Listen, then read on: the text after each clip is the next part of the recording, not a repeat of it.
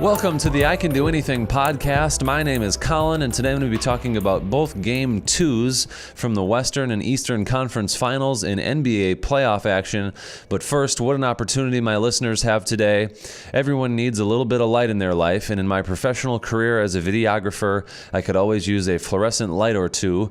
Fluorescent Things is my go-to online store for all things fluorescent, whether it's your standard overhead light, photo or video lighting, commercial lighting, or something simple for your home, maybe for a reading nook, work desk, or even a construction site with various fixture types, sizes, bulb shapes, even a repair department. Fluorescent Things will fill your life with light. They even have really random, obscure things like hats with fluorescent lights, fluorescent lighting for your bike tires, and much more for all you hipsters out there who like to make a statement and just be weird or different, for those of you that like to make a statement. I already said that. Fluorescent Things is the largest fluorescent sales company in the world, and our listeners can get a 25% discount if you use the promo code THINGS at checkout. That's promo code THINGS at checkout at your time of purchase for 25% off. Thanks again for listening to the I Can Do Anything podcast. Now, Game 2 of the Western Conference Finals between the Warriors and the Trailblazers was a fucking phenomenal game. My goodness, what a game. I mean, the offense on both sides of the ball was just the complete opposite of the Warriors and the Rockets series. Both teams are it's awesome, dude. It is fantastic to watch. Both of these teams just move the ball around so well. It's really, as a basketball fan, like this is a series that you dream about. The guard play is amazing. The pace of the game is amazing. Yeah, that was my biggest overall takeaway. It was a really, really great game. The final score ended up being 114 to 111. The Warriors came back to win. The Blazers got out to a really good start. They defended Curry and Thompson a lot better on the pick and roll than they did in Game 1. That was the major criticism from, I think, everybody in Game 1, is that the big man, whoever was guarding the guy that set the screen, whoever was guarding normally Kevon Looney or Bogut, who was setting the pick and roll for Curry or Thompson, mostly Curry, maybe even whoever was guarding Draymond, because Draymond does a good amount of their screen setting on the pick and roll, but whoever was guarding that in Game 1, whether it was Cantor or Collins, was really, really sagged off, like waiting at the free throw line for Curry to come off a pick and roll and just pull up. And Curry and Thompson were great in Game 1. They defended that a lot better, but it really didn't have much of an effect. They were still really great. Curry finished with 37 points on 50% shooting, 11 of 22 from the field. He was 4 of 14 from 3. I think he made 9 threes in Game 1, so didn't shoot from 3 nearly as well, but finished with 37, 50% from the field. Klay Thompson finished with 24 on 36% from the field, 50% from 3, 4 of 8. Draymond Green had another really great game, finished with 16 points. He's been amazing in the playoffs. He has been Draymond Green from 3 or 4 years ago, and these classic Warrior teams that I continue to reference. Draymond was awesome again last night. Finished with a near triple-double, 16 points on 66% shooting, 8 of 12, was great driving the ball, was great in transition, made a couple of fast break transition layups, finished with 10 rebounds, 7 assists, 5 blocks, was really, really great defensively, drew some charges, had a couple of blocks at the rim, one on Cantor, one on Curry at the three-point line, and then another one inside on Harkless, I believe. But Draymond has just been great. The Warriors got a ton of second chance opportunities. Kevon Looney off the bench played 29 minutes and had 14 points, shot 100% from the field, grabbed 7 rebounds, 4 of which were on the offensive glass, and my guess is that all 4 of those led to points. I think that was a major factor in the Warriors' comeback. That third quarter patented Warriors avalanche was devastating. I mean, the Warriors were down by probably 10 to 15-ish points at the beginning of halftime. The Blazers came out, and Lillard had no points in the first quarter, but still were up 2 points at the end of the first quarter. And Lillard was good. He finished with 23 on 37% shooting, so didn't shoot the ball very well. Was 5 of 12 from 3, hit a couple of deep ones. 41.7% from 3 is still pretty damn good. That's probably right around his season average from three-point range for the season. In the regular season. Did finish with 10 assists, and a lot of that was in the first and second quarter. He did a good job of getting everybody involved, and I think that's a large reason why they were able to still have a lead, although he wasn't performing the greatest in the first half. Again, no points in the first quarter, and then I don't know how many he had. I didn't keep track of that in the second quarter. CJ McCollum had 22 points on 39% shooting from the field, 9 of 23, 3 of 7 from three-point range, 42.9%. Grabbed 3 rebounds, 5 assists, had 4 turnovers. The entire Blazers starting 5 was negative. No, they weren't. Was negative in plus-minus except for Enes Kanter, who was +4. I continue to be amazed that Enes Kanter can play an entire basketball game without drinking water and having not eaten any food since sunup. It's amazing. That's amazing to me. That is fascinating to me. Good for Enes Kanter. He continues to play well. Played 19 minutes, only had 4 points, but did grab 5 rebounds. All right, maybe he didn't play that well, but a lot of what Enes Kanter does isn't really stat sheet material anyways. Yeah, I don't know. What a great game. That was just an amazing game. The Curry on Curry matchup was awesome. The ball movement throughout, the younger Curry, Seth, played great defense on Steph, had a couple of steals on him. Looking forward in the series, it's hard to tell. So the games will now move to Portland for games 3 and 4. That game is tonight at 9 o'clock on ESPN. I think the Blazers probably win 1 on their home court. I don't know if it's game 3 or game 4. This is usually the game where it goes back to the other. This is usually the game where if it goes back and you're down 0-2, you win game 3. I could probably see the Blazers winning game 3 and then the Warriors winning game 4. Maybe the Blazers win game 5 in Oracle, but I don't know. The way that it's been 2 pretty devastating losses thus far for the Blazers. Game 1, off the top of my head, I really don't even remember anymore. The Blazers just didn't play very well. And they were still in the game for the most part. And then they just kind of lost it towards the end. In this game, they played really well.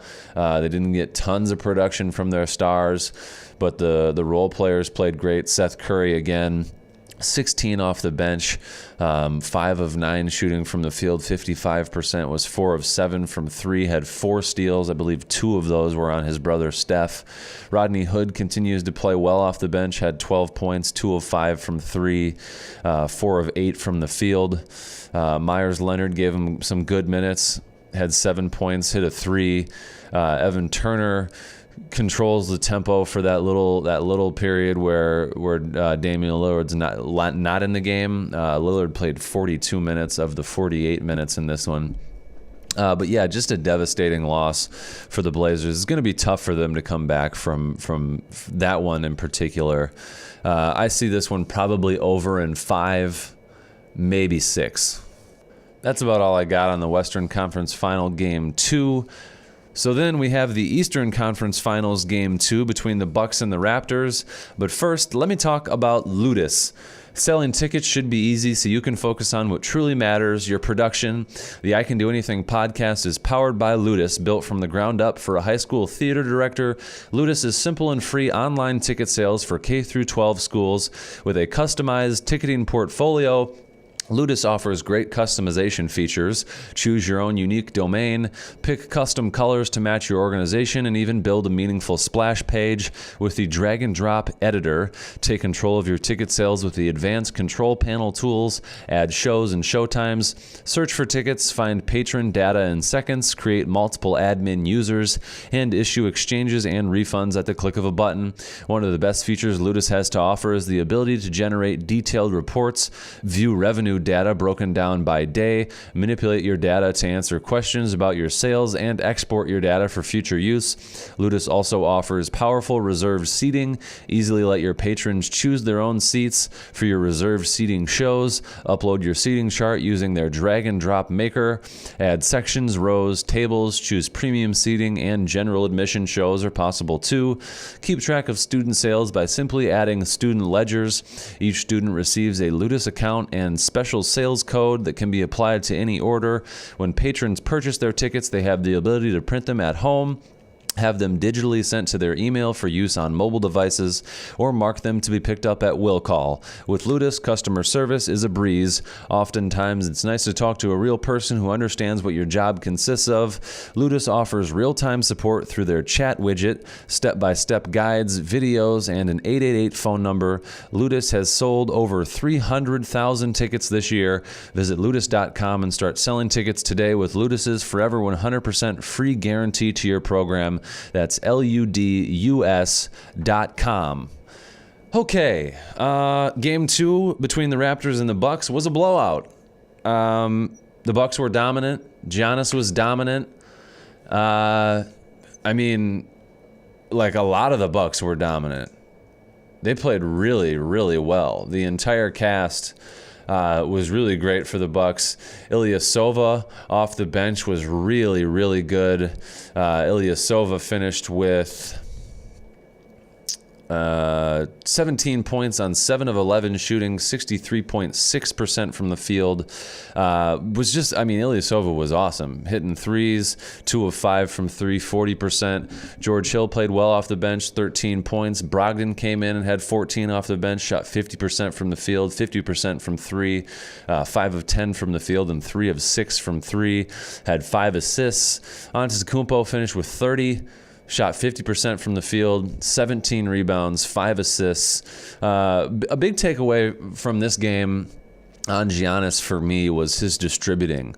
He's got a really good sense of when I need to go to the basket and when I move the ball around. There was a possession late in the second quarter where he drove in, moved the ball to the wing. It came back to him at the top. He drove again, swung it to the wing, and then it went back around and then it came back to him, and he drove again and kicked it to the corner for a good 3. He just has a really good idea of when the lane is there and when it isn't there. Now, there are certainly times where he forces the issue and the defense essentially just guesses right and steps in his way. A lot of times he does some adaptation of a Euro step to get into the lane and get past defenders and squeeze through little gaps.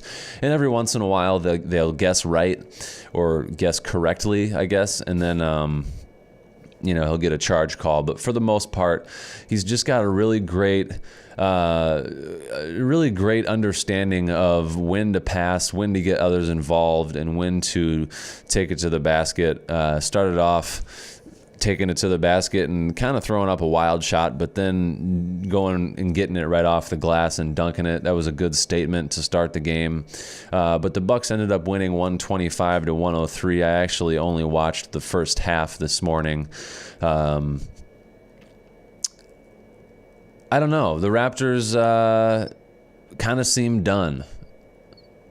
Having not watched the second half and not knowing when garbage time inevitably happened, I don't know. It just seems like the Raptors might be done. The Raptors very well could get swept. Probably like the other series, the Western Conference series, the Raptors more than likely win Game 3 at home. But I could very well see the Bucks sweeping this series. The Raptors seem kind of down and out. Leonard had 31 last night on 10 of 18 shooting. He was great. 55.6% from the field, 1 of 4 from 3. That 3 was a tough contested 3 in the first half. 2 assists, 8 rebounds. But other than that, the Raptors were pretty terrible. Siakam finished with 8 on 44% shooting. Marc Gasol finished with 2 on 11% shooting, 1 of 9 from the field. Danny Green only had 8. Kyle Lowry had 15, only 4 assists, well below his assist average. 4 rebounds, that's pretty well below his rebound average as well. Shot 30.8% from the field, 22% from 3, 2 of 9. They really didn't get a ton of bench production. Van Vliet, who normally scores a little bit off the bench for them, only had 5, only had 2 assists. Norman Powell played well in Game 1 and also played well in Game 2, had 14 off the bench, shot 66% from the field, had 2 assists and 4 rebounds, but they just didn't get enough from their bench. Serge Ibaka needs to play better. Danny Green needs to shoot the ball better. Marc Gasol needs to be a factor. He's got to have big games like Lopez did on the other side of the ball for the Bucks, like Ilyasova did in Game 2 for the Bucks. They need Pascal Siakam has shrunk in this series. He wasn't the greatest in their last series against the 76ers, and he has completely shrunk and is kind of showing his inexperience thus far in this series. In Game 1, he had 15 points on 30% shooting, 2 of 9 from 3. Below his season average. Actually, 15 is probably right around his season average. My guess is he averaged somewhere between 17 and 21 in the regular season this year. But Siakam will definitely be most improved this season. I think that's about all I got from Game 2 of the Eastern Conference Finals. I'm going to go out on a limb. It's not really going out on a limb, but I'm going to say that the Bucks sweep the Raptors. The new LeBron of the Eastern Conference is going to take down the Raptors, and my guess is after the Kawhi Leonard buzzer beater in Game 7 to eliminate the 76ers, the Raptors find themselves swept this offseason in the Eastern Conference Finals when LeBron left. And now the newer, younger LeBron, filled with a really, really great supporting cast on the Bucks, sweeps them in 4 games, and there's going to be some question marks for the Raptors. Does Kawhi Leonard stay? Does Siakam become their go-to guy? I don't know what Marc Gasol's contract is like. Does Marc Gasol stay? Do you consider getting rid of Kyle Lowry because he's just clearly not cutting it? What happens with Serge Ibaka? There's going to be some questions in the offseason for the Raptors. That's funny that I'm just already dismissing that they're done, but I don't see the Bucks have been too good all season. Antetokounmpo's the MVP. Speaking of MVP, they announced the 3 finalists for the MVP are Antetokounmpo, Antetokounmpo. Why am I drawing a blank? Antetokounmpo, James Harden, there you go, and Paul George. There we go. Jesus. It's right in front of me. Giannis Antetokounmpo, Paul George, and James Harden. Sort of surprised that Kawhi Leonard wasn't included in that. I think Antetokounmpo should win Defensive Player of the Year, too. He's up for Defensive Player of the Year with Paul George and Rudy Gobert. I think Draymond Green should be in the discussion, too. I think I saw a headline from Draymond Green that says that it was a self-quote from Draymond Green that said that he's the greatest all-time defender in NBA history. While I don't agree with that, I think that he should probably be in the Defensive Player of the Year nominations at least. But I would like to see Antetokounmpo win Defensive Player of the Year and MVP. I think he for sure will win MVP, especially, I mean, the voting was, the NBA playoffs have nothing to do with the voting because the voting was done like a week or so after the regular season ended, but Antetokounmpo should win MVP, and although I don't think he will, I think they'll probably give MVP to Antetokounmpo, and then Paul George will more than likely be Defensive Player of the Year. I think it should be Antetokounmpo. Rookie of the Year is between Ayton, Doncic, and Young. I think it'll go to Luka. Although Trae Young certainly finished the season off much better, and Doncic was not the greatest towards the end of the season, I think they'll give it to Doncic, Rookie of the Year. Sixth man is between Montrezl Harrell, Sabonis of the Pacers, who doesn't stand a chance, and Lou Williams. They'll give that to Lou Williams, although I think Harrell is certainly deserving. Lou Williams will more than likely be the sixth man of the year again. He's won several of that award. Most improved, De'Aaron Fox, D'Angelo Russell, and Pascal Siakam. I think that'll be Siakam. It could very well be D'Angelo Russell. He had a great second half of the season, but I think Siakam was great throughout the entire year. Coach of the Year, Mike Budenholzer, Mike Malone of the Nuggets, and Doc Rivers. I think it could very well go to Doc Rivers for his job with the Clippers. A certainly undermanned team, a team without a star player. Doc Rivers could certainly win that award. However, I think it'll more than likely go to Budenholzer. He took over this year for the Bucks, and they were on top of the league the entire season. They've got the MVP. The MVP could be a reason why he wouldn't win. You know, having an MVP certainly makes your team, certainly makes winning a lot easier.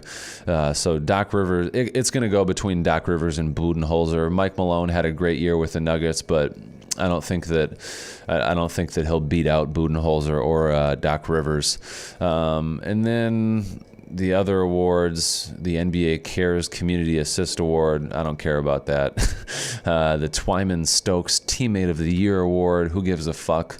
NBA Sportsman of the Year, whatever. Lifetime Achievement Award, fine.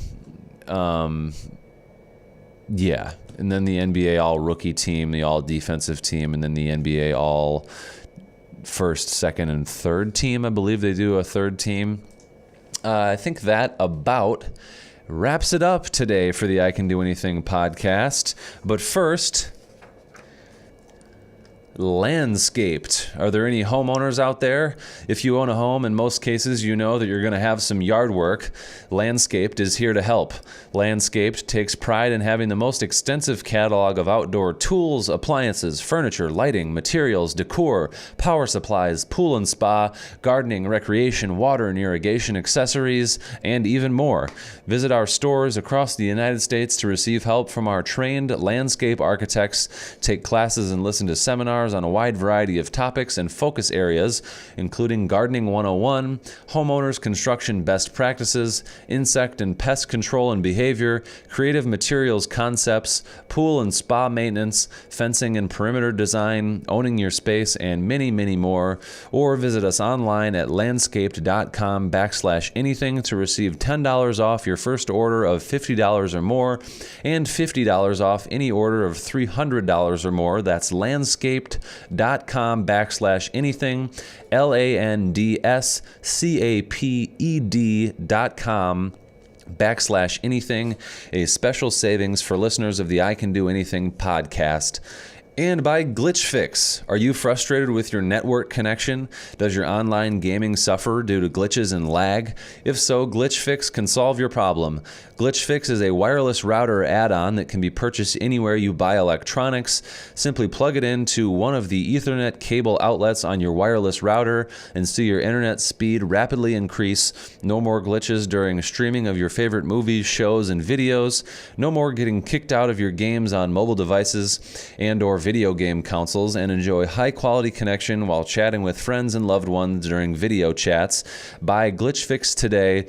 Listeners of the I Can Do Anything podcast can go to glitchfix.com/anything and get 15% off. That's glitchfix.com/anything for 15% off.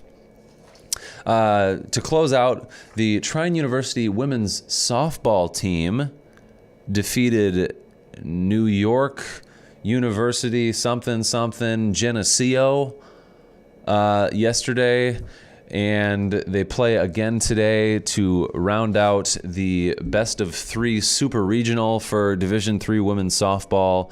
I will be going to that game. I went to the game on Friday, yesterday, and did some filmed the press conference, and then I'm going to film for the NCAA today so that they can use my footage of the winning team for their, I believe, for their banquet or for a selection show of sorts. For the team that advances. Women's softball at this level, at Division III, I guess at any level, is interesting. It's like very tactical. They make a lot of moves throughout a game. I found myself yesterday. I get to be like basically on the field, like right next to the dugouts and very close to the action. And I found myself yesterday like questioning a lot of the things that they do during games. Like, why do they have to report to the umpire who they're subbing in?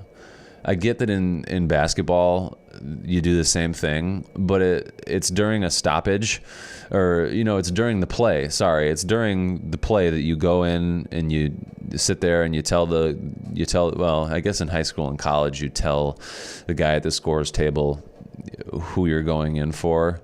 I don't know if they probably. I guess they probably do that in the NBA as well, but it's during play, so there's no stoppage.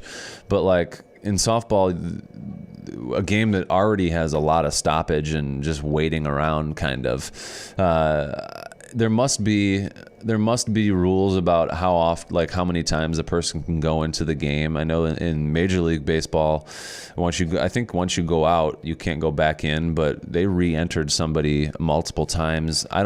If there's no restrictions on how many times you can be in a game or how many times you can pinch run or pinch hit, like what's the point of reporting it? Like why not just report it at the break between innings or something? I'm all about speeding the game up, especially when I really don't want to be there filming, and I gotta edit all this footage afterwards to send to the NCAA, and I would rather be doing other things on a Saturday, but it will be nice to be outside. I'm gonna go buy some in my weekly trip after the radio station, after I do the morning news, which I just finished up a while ago. I always go to the grocery store right afterwards. So I'm going to stop at the grocery store and pick up some sunflower seeds. I found myself watching other people spitting sunflower seeds out there at the ball game, thinking to myself, fuck, dude, I need some sunflower seeds. So I'm for some reason really excited about spitting some sunflower seeds and being at the ballpark, that's like it's a very important process, or a very important part of going to a baseball or softball game, is having sunflower seeds to spit. I don't know why. It feels like it's a part of it. Just needs to be a part of the process. But yeah, the pace of softball minus all those stoppages is actually somewhat entertaining. I don't know. I'm sort of amazed that I'm even saying that. I think it's because it's so confined. Like the base paths are shorter, the field is smaller, which gives more opportunity for home runs. There were no home runs yesterday. I don't predict or assume, or my guess is that not a lot of these Trine players, like in the past, are big home run hitters. This seems to be a team that is pretty quick, a lot of slap hitters, and just solid, single and double hitters. There was a freshman, Taylor Murdoch, yesterday who had 4 RBIs. She hit a triple, and I think she had 3 hits on the game. She was really great. Coach D made some really interesting. That's what I was talking about before. There's a lot of tactical moves between coaches. Coach D at one point I think one girl was about to be up, and then I don't know. Something tells me it was in the middle of an at bat, but I don't think you can do that in the middle of an at bat. You definitely can't. It was right before this girl was about to be up. He subbed her out, pinch hit. The girl who he pinch hit got a single, and then he just put the girl that was about to hit in to run the bases, and then she ended up scoring from first, I think, on I think Taylor Murdoch's triple. No, that's not right, because that triple gave her 2 RBIs. I think there was someone on second and third for that triple, but she ended up scoring afterwards. So a really great tactical move by Coach D, and it seems like softball is a sport where there's a lot of, like, coaching is a really, especially at the Division III level, coaching is like severely important. And at Trine, we've got one of the best softball coaches in the country, especially at the Division III level, but maybe even in all of NCAA college softball. So the I Can Do Anything podcast got a little bit of softball action today, but you know what? That's because I can do anything.